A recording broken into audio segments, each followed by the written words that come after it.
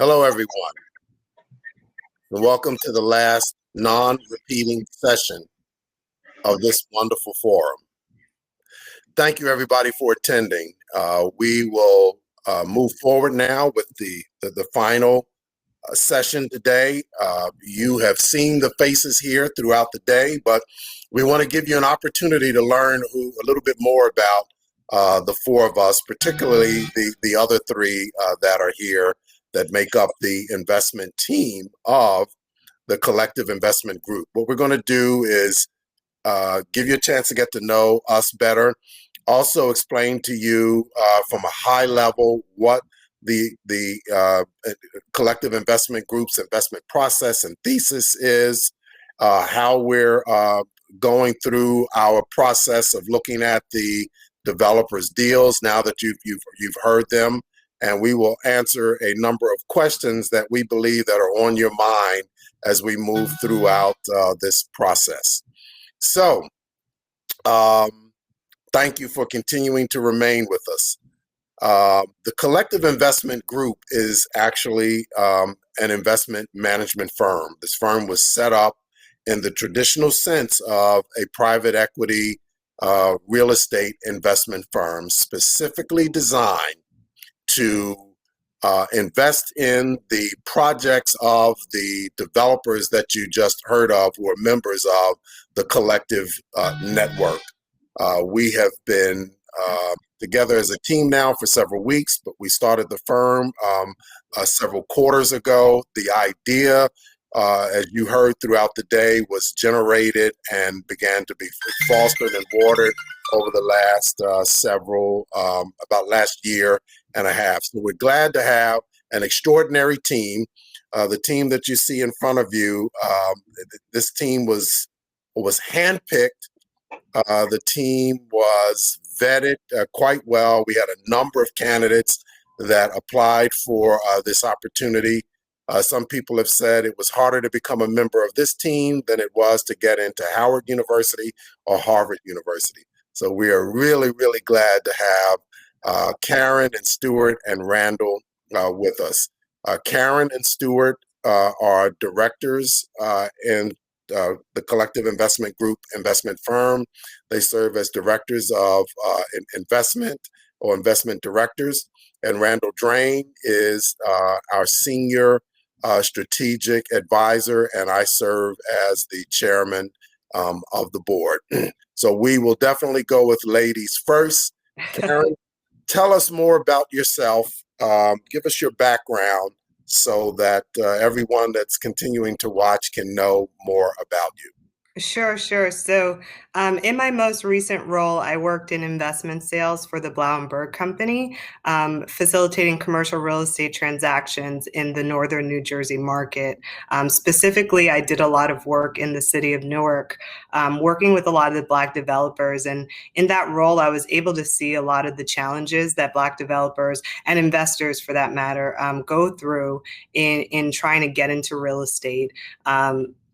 The city of Newark is one of the cities where it's essentially imprinted in their law that if there's any large redevelopment or incentive-based project, a developer would have to attach themselves to a minority developer.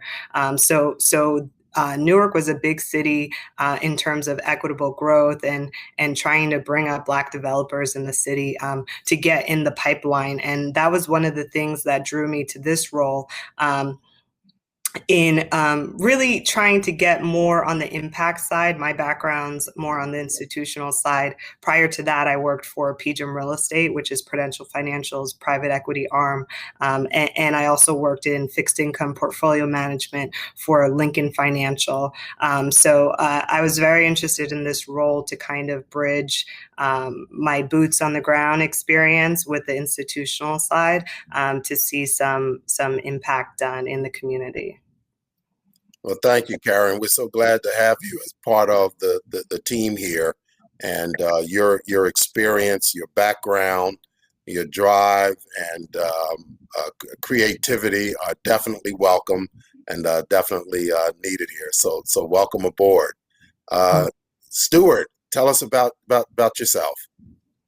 Thanks, Steve, and thanks everyone for tuning in with us today. I think this is really wonderful and momentous convening so far.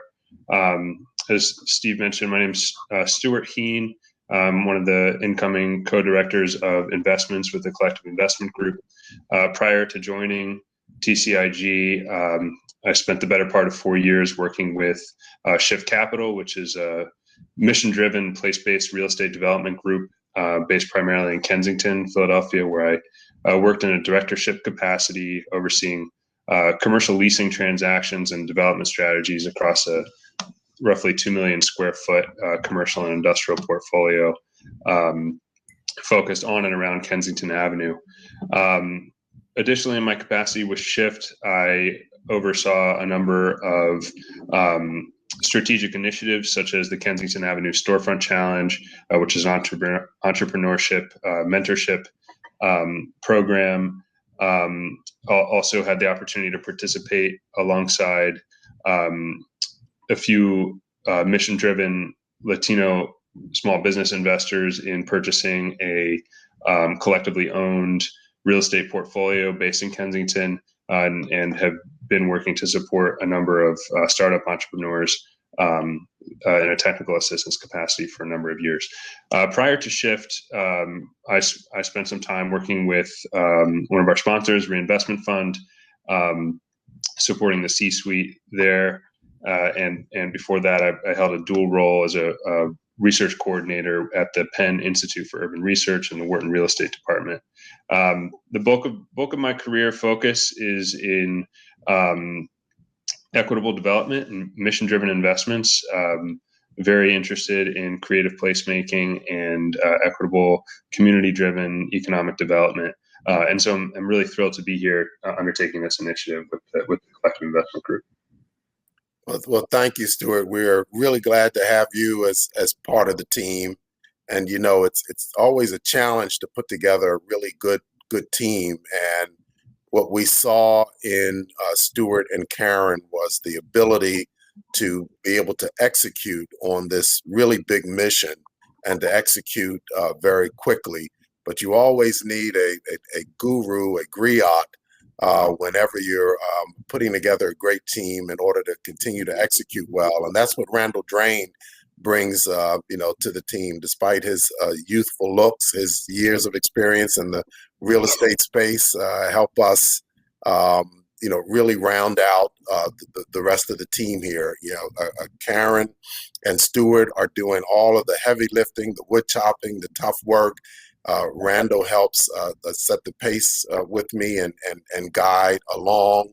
And so you get a chance to learn a little bit more about Randall right now. Randall, give us your background and tell us your story. Sure. I'll be brief, and thanks for the introduction. Thanks for the invitation to this event and to participate in the mission of the collective. First and foremost, I'm a Philadelphia native. And so that's part of the reason why this opportunity rings true to me. And then on the professional side right now, I'm the managing partner of Reed's Bay Investment Group, which is a boutique investment firm focused on real estate credit investments. We're currently in the market with an income-oriented fund that targets transitional lending, of which development kind of falls in the category. So Steve saw natural crossover and synergy in terms of the type of projects that we look at Reed's Bay and what we're endeavoring to do here with the Collective Investment Group. And then in addition to that, with Reed's Bay, we recently launched and created an investment process team built out, which is what we're looking to do here at TCIG. So he kind of twisted my arm, but didn't have to do it too hard. And in addition to that, of course, meeting Karine and Stuart, although it's been recent, has just kind of put me over. It put me over the edge in terms of committing to this and coming in as an advisor.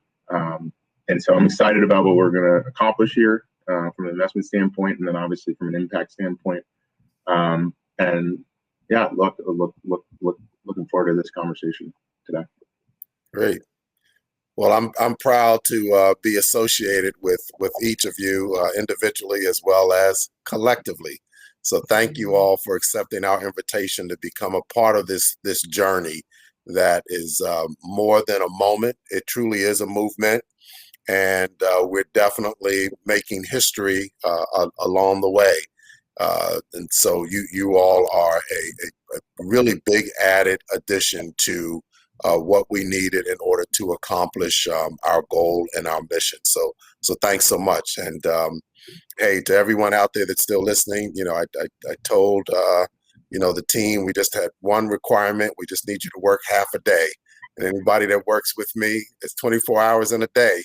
And so that's a 12-hour day at a minimum every day, and each one has stepped up, to do that. So I'm very, very excited about what the future looks like for the collective investment group. I've worked with and built out teams in multiple investment management firms over the years, and so this team has had a chance now to, and will continue to benefit from all the mistakes that I made in the past and all the things that I think I've done right. So this is great. So let's get to it. Let's talk more about the investment thesis of the collective, investment group. It's so important today to not just jump into the fray of investing, but to really have more than just a process, but a thought process of how you're going to invest, particularly with something where you have to have impact as well as financial returns. So I'm going to give you all a chance to tell everyone what is our investment thesis at the Collective Investment Group. I'll be happy to jump in on that, Steve. I think I'm almost going to flip it around a bit and talk about the opportunity that we're seeing in Philadelphia and why now is a good time to be building what we're building. I imagine a lot of folks on the convening now are familiar with sort of the assets that are intrinsic or indigenous to Philadelphia as a city. We have strong transit opportunities, both with built infrastructure on the train lines and the highways that connect us to Washington, D.C. and New York City.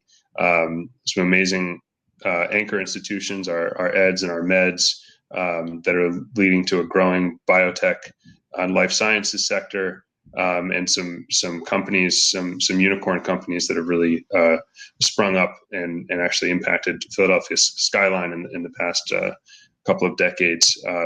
Yet we are one of the top three poorest big cities in the U.S. Where, as Taib and Rashad were describing earlier, inequity and income inequality is stark and noticeable. So we're really living in Philadelphia in a time of two cities. Yet the construction is booming and real estate is booming. And I think if folks have participated in the convening for the bulk of the day, you will have been able to recognize that we have an exceptionally strong group of developers who've all presented and demonstrated an aptitude and an enthusiasm and a capacity to conduct real estate development from across the full spectrum of project types and asset classes. So in acknowledging the opportunity that comes through the Collective Networks pipeline, it's become critical and to acknowledge the need for an investment group that can identify, evaluate, and execute viable early stage real estate investments with an eye towards financial flexibility and impact. I think I speak for the group in saying that we're dedicated to pursuing projects that are led by results-oriented sponsors, both from a financial and an impact standpoint, who are armed with an unrelenting dedication and capacity for technical competence and cultural competence. And I think after today, my confidence has certainly been solidified that the groups that we're working with now and some of the other groups in Philadelphia all possess that and are poised to capitalize on this being the right time. But forgive me to my colleagues if anybody else wants to jump in on that. Yeah, that's a very comprehensive explanation. Karine, Randall, do you want to add anything to that? I think Stuart hit the nail on the head. Look, when as investors are always looking for quality opportunities that are defined or are overlooked, and I think that that's what this is. Sometimes there's a kind of misconception that something that doesn't get attention isn't getting attention for a reason. But I think good investors ask the question, why isn't it getting attention? And then are able to unearth opportunities, because sometimes great opportunities don't get enough attention. So I think, that's where this opportunity falls, where the collective falls. And I would argue, TCIG obviously in coordination with the developers themselves, kind of package it all together. So from a execution standpoint, you're able to facilitate investment quite easily. So then how does this thesis, our approach, fit in you all's minds with capital sources that are out here? I mean, we're touching on two different points. There's impact as well as and financial returns. But based on you all's experience, and talking specifically to capital sources out here that are listening, why this and why this opportunity now? I know it was touched on throughout the day, but tidy that up in a bow. Why this and why now? Yeah, so if folks had a chance to read Ray Ramsey's interview with Impact Alpha last week, he commented on, in designing portfolio investment processes right now, we can't really afford to not take impact into consideration. Mm-hmm. And any investment process that ignores impact is exposing itself to risk. We've seen, and I think we're going to get into a conversation about impact later in this session. But we have a number of different ways of defining it, from the UN's SDG goals or corporate social responsibility goals, and those have proven to be profitable at this point. And so I think that to capital sources that are evaluating Philadelphia and are evaluating impact investment potential in Philadelphia, I think that blending impact with a strong financial underpinning is really necessary. That makes a lot of sense. So then let's talk about our process and our pipeline. Clearly, we got a chance to literally kick the tires on the pipeline today through the interviews that you guys did with our developers. But let's talk about the process. Karine, how would you describe TCIG's investment process? We know it's still being built out, but a lot of it, has been, really thought through and mapped out. How would you describe it? Sure. So I would say, if I had to give an overarching answer, it's really three different processes that combined make up one, and I would say the first step is the process we have with our investors and how we get capital to flow in through our vehicle. And then how do we deploy that capital to the real estate developers and their projects in the form of equity. And then that third piece, I would say, is the impact piece. And, you're going to hear me say this and everybody else say this, but, that impact piece, it's not just, we're not just checking boxes here. That impact piece is a main part of this. It's a main component of this. So when I think about the process, it's really how do we get that to flow very smoothly? And in regards to our pipeline, just to give you some information about the pipeline as a whole, we do have about 30 projects in the pipeline that have not fully gone through the due diligence process, still undergoing underwriting and trying to figure out how they fit into our criteria. But we have 30 solid projects, and they're very strong. they are opportunistic in nature, meaning they are early stage, ground up development projects. And in regards to the pipeline, I definitely want to speak to the diversification of the pipeline, because I think that is so important. The diversification, number one, is going to offer some protection to investors, but also I think the impact from the diversification is just going to reach so broadly. We have residential, we have multifamily, we have affordable housing, we have the vertical farm, retail, shopping centers. It's just so diverse, and I think that's the gold mine in our pipeline. And so you said 30 projects. Is there dollar value on those projects? What's sort of the range when you add them all up? Sure, it's upwards of 90 million. I would say definitely over that mark. That's great.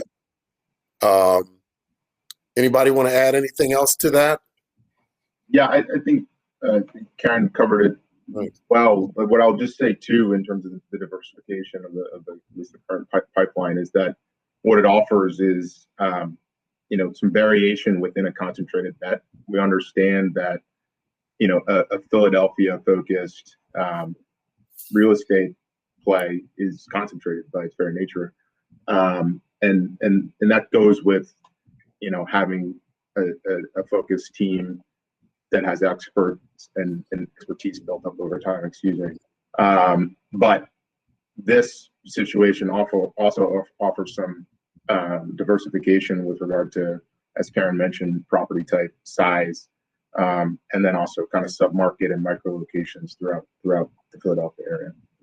Mm-hmm. And it's interesting, that diversification that you mentioned, Randall, and you gave us details on, Karine. It's what's so interesting about it is that came about less by design and more by just really giving the developers an opportunity to give us what they had that was available. And it was nice to see that it came out that way, that it's so well diversified. Going into a process, you would want to sort of force that to happen, but it shows the strength of our developers and what they have, available, at the table. So it's a great start to, for any vehicle that's being developed out the way that we are. So yeah, and to that, I'll say, every real estate sector, if you will, has a different kind of impact, tends to have different kinds of impact. So really hitting different real estate classes, I just see that impact being able to stretch so wide in traditional and non-traditional ways. That's good to know. And that's exciting for investors. And as you said, it's a risk mitigant. Having a broad swath of types of projects, and then also size. What seems to be the range? Is it 500 million to 500,000? To see how I think, I'm already trying to figure out how do we get to $1 billion. So what's that range? What's sort of the smallest and the largest? What seems to be coming through so far? You mean at the deal level? At the deal level, yes. Yeah. I would say they range anywhere from, I would say, 500,000 to 30 million. Okay. Yeah. That's so sizable. Yes, definitely some sizable projects in there. It's good. What did you guys like most while we're talking about pipeline? And it was really exciting watching you all talk with the developers. What did you all like most about and learn most through your sessions with the developers? Oh, the vertical farm. I'm sorry, I have to go first. The vertical farm was so cool. Go first, Karine, go ahead. So cool. I'm totally biased because that was my session. And I love agriculture and nature. And when I saw the picture, it was like I fell in love. The picture truly is worth 1,000 words. Yes. I'll then and follow up. I think my conversation with Leslie from Mosaic and Lorraine from Wilson Drake the sort of my plan in the session outline was to get to an explicit conversation about impact at the end. And Leslie and Lorraine both implicitly addressed the importance of impact by way of inclusion as germane to their business model. So, Leslie talked about, the importance of hiring from the community, hiring people of color to be on the contracting team, to be on the design and pre-development team, to be part of building maintenance teams, and to be providing groups who are engaged in that work with the opportunity to flesh out into their own ownership models and to scale up their operation. And then to be democratizing access to investing in these properties through tools like crowdfunding, and through who the tenant population is. Very, very inclusive strategy around commercial and residential leasing, which I thought was really remarkable. And then Lorraine's model is essentially to purchase very cost-effective land, very low basis land in sort of less visible parts of the city, and then to build a high-quality product that is affordable at a moderate price, which is effectively market rate market affordable housing that's achieved through market mechanisms. And I thought that was just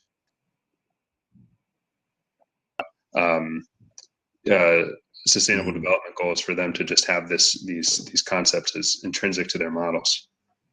Yeah, that is nice to see. It's refreshing. Yeah. I'll piggyback a little bit on what Stuart was saying. I think Stuart was talking about kind of how he noticed how systemically and holistically the developers thought kind of within their projects in terms of the supply chain and all that. I noticed that same type of thinking with Ujima and also with West Powelton with regard to the other participants, what I'll say, in the community. So there was always a consideration of how existing residents would be impacted, both from a livability standpoint and also from a value standpoint to the extent they're homeowners. And then there's also a discussion around tenancy, taking ownership, thinking of it in the sense of leadership, responsibility for what tenants will participate in some of these projects, and thinking about the impact that has on other residents. So I was impressed. It's not all the time you speak to developers who have the systemic thinking that spans outside of their project. So that was great. Yeah, and I think to that point, just developers who see the value in that community input or feedback, or whatever you want to consider that, even with Raheem and Kyle, knocking on doors and actually talking to people in the community, and getting their feedback and input, and just even absorbing their reaction, whether good or bad, and different. Having developers who are getting that, it's great. Yeah, and I, this shows definitely one of our strengths. Also, I think a big advantage, that we'll have is it's seldom that investors get a chance to get this close to the actual opportunity, and have the amount of time that we have to spend with those opportunities, so we get to know them really, really well. And at the same time, we're still able to be objective, but knowing those developers and those projects well, I think is going to serve us in ways that we can't even see, right now. So it was just great to see that sort of interaction. So let's talk about some of the TCIGs, the collective investment groups, short-term and long-term goals. How are you guys chopping that up, and what do you see going forward? Investors want to know what's happening here now. Sorry, I might be giving everybody a bit of feedback, but just tell me to go on mute if I am. Okay. I think our bottom line at the outset is that we really want to be facilitating the effective and impactful deployment of capital in the city of Philadelphia. As it relates to our pipeline that we have in place now, we want to be sure that we're maximizing access to capital for those deals. We want to be providing access to capital in support of equitable development projects. Want to be advancing equitable development in the city of Philadelphia, and then acknowledging our role as an intermediary between investors and developers as an investment management firm. We want to be sure that we're facilitating the achievement of investment goals for our clients, and getting back to the tandem role that impact and financial strength have in the U.S., but especially in Philadelphia. I think that's that highlights our priorities. And I think, just to touch on kind of the long-term vision, I think it's really having, Steve uses this word all the time, friendly capital. I love it. The phrase sounds so friendly, but, we really want this to be a long-term form of friendly capital to the investors. The developers in the collective, and that's a two-part, response, because we want to scale the existing developers and create a situation where they're able to scale their developments more and take on even larger developments. But at the same time, we also want to help, maybe some of the budding developers or developers who have the experience but maybe don't have the equity to get started in some larger projects, and we want that to be a long-term thing. And I think it's also, we have to talk to repeatability, in that this is going to be a proven process, and at the end of the day, we want to be able to say, like, this works, this really works. We took an idea and we created a proven process, and we could do it again and again and again and again. And as we continue to do it over and over, we do it better and better and better each time. And that's one of the things that I like about where we are at this point, is as much as we're moving expeditiously, we're also being very methodical about the development of the process. And it's good to see the team come together and gel and view it that way too. If folks could see the investment management team meetings, you've got strong opinions from everyone here, and that's what we wanted in a team, so that we could have a process that is robust and, yes, repeatable, and at the same time fair. It's getting that balance right is absolutely critical. I'm a big believer in organizational dynamics when it comes to all of this, so everybody has a voice here. And I think for all of you that are watching, you can see there's not anyone here that's shy about voicing their opinion of what they think, how they think something should be done. And when you can get to that point, particularly with an investment team, you can really have some sparks flying and some magic. So this is great. We're glad to give everybody a view of that. Randall, did you want to add anything to that in terms of the goals, the short and long term? No, I think we hit it. The repeatability is important. I think, to sum it up, it's we want to do deals and do the right deals, do good deals. And I think the flow of capital to these projects, which are viable and at various stages of readiness, it's kind of like success then begets success for the developers, and we want to be conduit to that. Great. Well, let's talk a little bit more about impact. What is impact to TCIG? And there are lots of definitions out there, for impact. And I know we're developing our own set of measurement. But let's tell people where we are right now in terms of impact and how we are defining it. Whoever wants to go first. Yeah, to jump in. I think we've been circling around it and interweaving it so far in the conversation, which is, I think reflective of the type of model that we're trying to build here.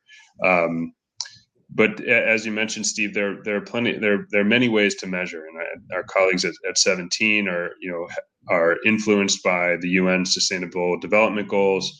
I know in the investment management world, ESG is a critical concept. I think in real estate, it's very important as we're considering impact to be keeping context in mind. As the developers that we spoke to today didn't necessarily brand their work as impact oriented. They just described their initiatives as the right thing to do. And I think as we get more, so everyone's becoming better acquainted with history and cultural context of Philadelphia. It's important to acknowledge what communities' wants and needs are. So in the same way that Kensington might not be the right place for a LIHTC deal, and South Philly may not be the best place for solar, there are other neighborhoods such as Sharswood and Lower North Philadelphia where shopping centers are needed, and places in Strawberry Mansion, for example, where affordability preservation is critical. So as we're talking about impact and how are we measuring it, I think what's obviously important to our developers and to the folks that we've been working with so far is the concept of inclusion. So how are we working with groups that are historically overlooked and have been excluded from investment opportunities, participation in real estate investment, and the construction cycle? How are we recycling dollars to support equitable development in the city? How far does a dollar spent in the neighborhood go? And then what are, if you look at one of Mosaic's projects in the Navy Yard, what's the multiplier effect of their investment in inclusion and cultural competence? So, there are a number of categories that we can get into, specific measurables, and I think that we're open to looking at a lot of things, but it's a big space, and definitely want to kick it to one of my other colleagues, as I know we've had a lot of really nuanced and refined discussions about this topic in particular. Yeah, and I think, in measuring impact, again, what I believe, and I think we would all agree, is just, we don't want to be investors who are just trying to check off a box, in terms of impact. We want this to be a real major component of what we're doing here. And there's as Stuart's talking about the multiplier effect, there are traditional ways of measuring impact, whether it's, affordable housing, jobs created, these bottom line numbers. But when you're talking about the multiplier effect, what's the multiplier effect of, a Black developer hiring a Black attorney, and then hiring a Black architect, and then hiring a Black carpenter, or whatever the case is. That's the kind of impact that is not traditionally captured, but that has a huge multiplier effect.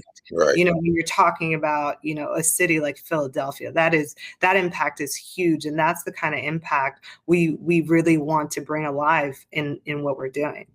Yeah, recirculation of a dollar more than once or twice in the community, going through 6, 7, 8, 9, 10 times. Right. Yeah. Yes. Good.